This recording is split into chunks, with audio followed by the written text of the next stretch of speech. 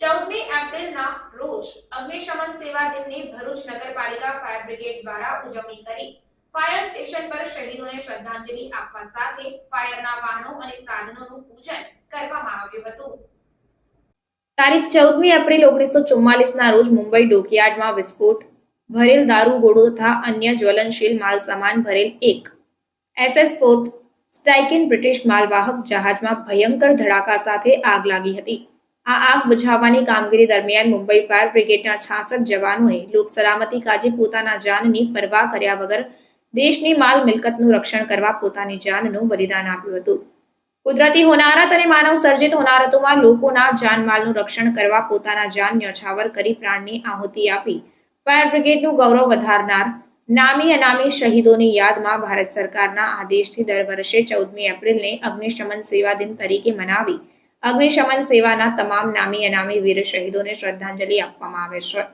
જેના ભાગરૂપે ભરૂચ નગરપાલિકાના નગરપાલિકા ફાયર બ્રિગેડના જવાનોએ ફાયર સ્ટેશનમાં ફાયરના સાધનોને ફુલહાર કરી શહીદોને શ્રદ્ધાંજલિ આપી અગ્નિશમન દિનની ઉજવણી કરી હતી।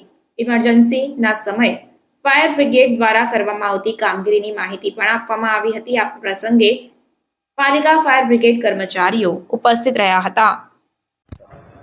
નમસ્કાર, ભરૂચ ફાયર બ્રિગેડ ભરૂચ નગરપાલિકા આજે આપણે 14 એપ્રિલ એટલે કે ફાયર ડે આજે ઉજવવામાં આવે છે। એનું એક કારણ છે, આપણે 1944ની અંદર મુંબઈ ડોકયાર્ડમાં એક જહાજ આવેલ, એની અંદર યુદ્ધ માટેના સામગ્રી હતી, ગોળા બારૂદ હતો અને રૂની ઘાસડીઓ હતી।